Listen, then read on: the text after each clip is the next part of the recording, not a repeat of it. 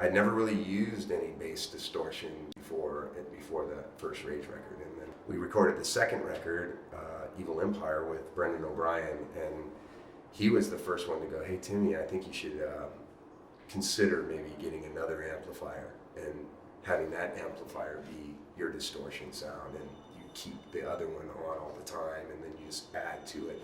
So that's my sound, and I've gone between, like with the Prophets right now, I use 3 heads and 3 cabinets, and with Audioslave I did the same. And with Rage it was always one amp clean and 1 dirty amp, and Walkrat it's 1 dirty amp, 1 clean amp, and that's the key.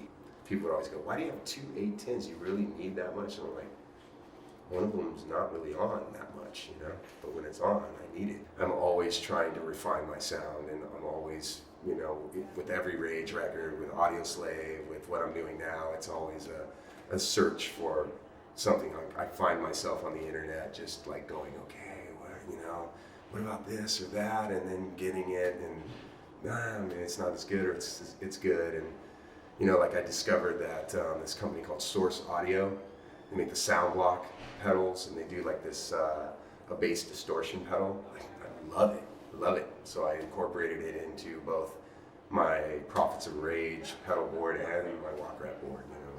Actually, I took it off the Walkrat board, sorry. So I haven't the Prophets of Rage board, but I love the pedal, and it goes against what I've done in the past. It's just always been sort of like an analog. I'm an analog guy. I don't like seeing numbers or light digital stuff. I just like knobs and buttons. One ideal pedal for me would be 1 light and 1 button. And so I have a distortion pedal that I made. That's like I built it myself, and it's 1 light and 1 button. And it feels good to know that you're never gonna pull your cord over a knob that's gonna turn, and your sound's gonna change, and it is what it is. So the sound block pedal is a digital distortion pedal, and it's got more than 1 knob, and it's got a couple lights on it and 2 buttons, and it's overwhelming, but there is a sound that I found that I like, and I had to put a zip tie around one of the buttons so that I didn't accidentally step on it. When I was a kid, I played Music Man, Stingray. That was the bass I loved, and I learned how to play on, and I was comfortable with. And the first Rage record I recorded with that bass, and we toured, and I used that bass. And then somewhere in the early '90s, Fender approached me, and it was weird because I had 2 Music Man basses, and one sounded really good, and the other one didn't sound the same. And so it was always a kind of a pain in the ass. If a string broke, then I had to get the other bass, and I'd be bummed, and that bothered me. And so because of that, I switched up and went to a jazz bass and became a jazz bass guy.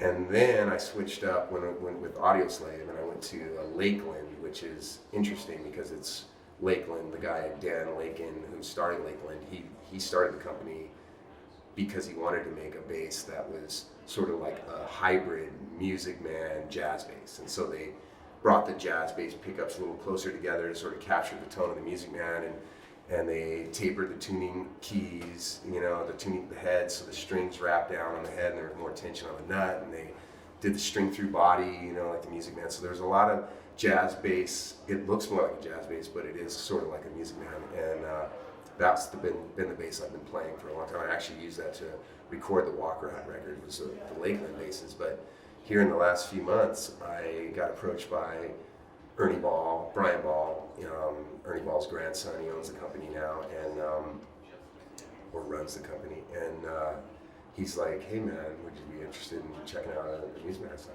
Yeah, I'd love to, send me a Stingray. I love that bass. They're amazing. And so he did, and I was blown away. I'm blown away. They've refined it. They have an intonated nut, which is really neat. It's like a nut that's slightly, the distance of the string is a little bit longer, and the nut is intonated like the bridge, and it makes the notes that up further on the neck, they're more they're right spot on. It's there's no dead spots. It's beautifully made.